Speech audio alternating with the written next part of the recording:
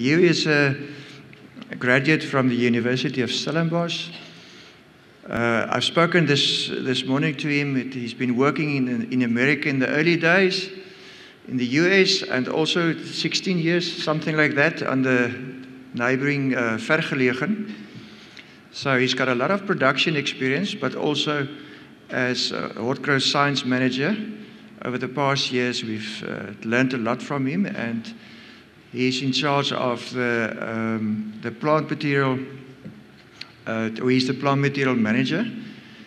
So we would like to know more about the stone fruit plant material improvement, and we've hit this sort of a bump a few years ago regarding plum marbling, and we're going to talk about that also later on. But Hugh, thanks a lot.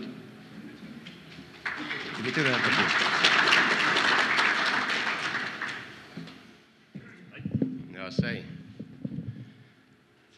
I've got a security alert now. There we go. Right. Goeiemiddag almal. Good afternoon, everyone. Thank you for the opportunity of entertaining you after lunch.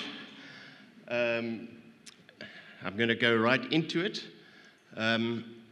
So the aspects that I'm going to be covering in the 20 minutes and 1 second is to give you, gosh, this is focused.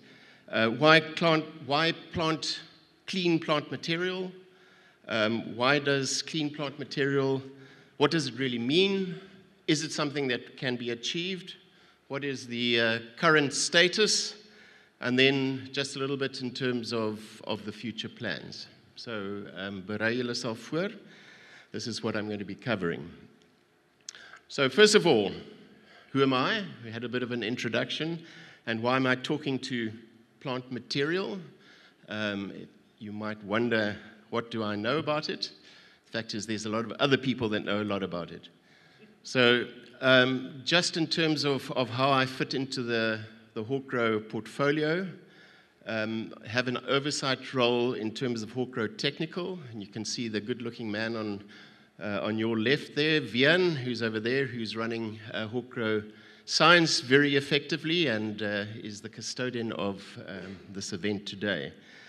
So industry felt from a Hortgro Pome, Hortgro Stone perspective that we needed to have a warm body focusing on the aspect of plant material. Most of the aspects are seconded out to other entities where we are shareholders, but we needed to have a stronger focus. So I am that warm body. So, why clean plant material? Now, this is a fairly obvious question, but just to contextualize it, first of all, it's your one opportunity to start and to start right if you want to be successful. Nigel yesterday in his presentation put clean plant material as one of the 4 priorities. If we look at the high establishment costs, if we look at the margins that we have right now, the importance of starting right is fairly obvious. And the learned horticulturists will tell you that generally a weak nursery tree will end up in a weak orchard tree. So if you start with a weak chap, you end with a weak chap. It is our only chance of managing viruses is at the early stages, and I'll explain that a little bit later. And if we're wanting to get early and sustained production, we need to start with a tree that has the right profile. Okay, so that's the basics. So, what does clean planting material really mean? First of all, clean plant material, in terms of the broader context, has a very strong focus on virus. So there are many viruses around there, but the identified economically relevant viruses, there's 6 that are in the current scheme, so free of viruses. And if you look around the world, generally it will be visually free of pathogens, pests and diseases, true to type, and tree physical quality. So the ones on my right, your right, are not necessary about clean plant material, but they're part of the package. So, why is there such a focus on viruses? We've got two virologists in the audience, and Professor Hannah-Marie will be talking later. If there's some really tricky questions, you can pop them to Hannah. But basically, viruses don't have a cure. You can't spray them clean, you can't pray them clean. You can only remove them. So you have one opportunity of making sure that you start with virus-free. And if we talk about virus-free, every time you hear that word, it's the tested, it's the scheme viruses. There's no such thing as a 100% clean plant. So viruses are generally spread through propagation, through grafting, through propagation material. There are viruses that are spread through others, but in terms of the ones we're talking about are mostly through plant material. They negatively impact on graft union. So just to give you some reference, Prunus ring spot virus and Prunus dwarf virus can reduce grafting take or bud take up to 50%. That was done in almonds. There's many scientific references in terms of the impact. So it impacts on your graft, your ability to graft. It has an impact on reducing your growth and your yields. There's scientific evidence that shows that peaches up to 60% yield drop as a result of two of the viruses. So the problem with viruses is that if you look at that virus, this is something that I hijacked from Anna, who's sitting next to Corin over there. Viruses hijack the cellular machinery of a host and turn that machinery to produce more viruses. So a virus is basically a parasite. So a virus is not going to kill the tree because it needs the tree. So what happens with viruses, it reduces things that are very difficult to measure and very difficult to see. So, which is one of the reasons I think why people are not really aware of viruses. So it can reduce the survival of the tree. It would increase your management costs because you're managing aspects that potentially are caused by the virus, but you're managing them in other ways. And if we look at some of the viruses that you really don't want, plum pox for the plum growers is one of those. A study that was done in 2006 calculated that the global impact over a 30-year period of plum pox is 167 billion rand. Maar dis 'n moeëse klomp geld daai. I don't know how they got to the sums. The science did it. I'm just putting it out there. So we don't want viruses. So how can clean planting material be achieved? Is it something that can be achieved? If we look across the world, there's many schemes, certification schemes, Noctainbro in Holland, CAV in Italy, Plant Foundation Services in California, CTIFL in France, and the SPV, Rachel, who's sitting over there in South Africa. So there's many schemes that are designed to deliver a product that is relatively clean or clean of the scheme viruses. So it's a very simple process. It's very logical. If you start clean, you create a system that enables you to end clean. So if you look at these are from different programs, but you start with a nucleus, you make sure that that thing is 100% clean. That then goes into foundation through a foundation nursery. You multiply that out, it goes into a mother plant, which is mostly in South Africa on farms, which is an issue, and then to the nursery. So it's actually creating a mechanism, creating a system which helps you deliver that plant at the end. Okay, so is it possible? Yes, it is possible. So if we're talking about clean plant material again, just going into a little bit more detail, most of these schemes have their basis on viruses, okay? So viruses, the only way that you can see if it's there, because mostly you can't visually see it, there's two key elements in terms of any system. And that the first one is diagnostics. But arbeide jy moet die goed kan meet. So that goes from ELISA, PCR, LAMP, new gen sequencing, and Professor Marie will talk maybe to one or two of those. Each of them has a cost attached to it. So an ELISA costs in the order of 60 Rand a sample, I think. And if you go to new gen sequencing, you're going up to 7,000 to 8,000 Rand a sample. So it's that balance between cost and there's statistics that you use in terms of the process. And then there's virus removal, virusreiniging. So if you do have a virus, you need to have a mechanism of being able to remove that. And that's thermotherapy. It takes long. If we look at the pathogens, and if you look at the pests, I've got them listed up there. A lot of that then is about the environment in which those trees are grown, which will enable you to deliver a product at the end. Okay? And around the world, most of the schemes are visually free of those particular pathogens.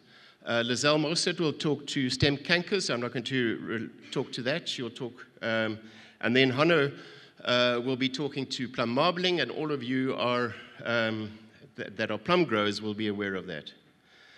Okay, so if we talk about a mechanism, if we talk about a system, which has most probably the greatest possibility of delivering a clean product, mits jy reg begin.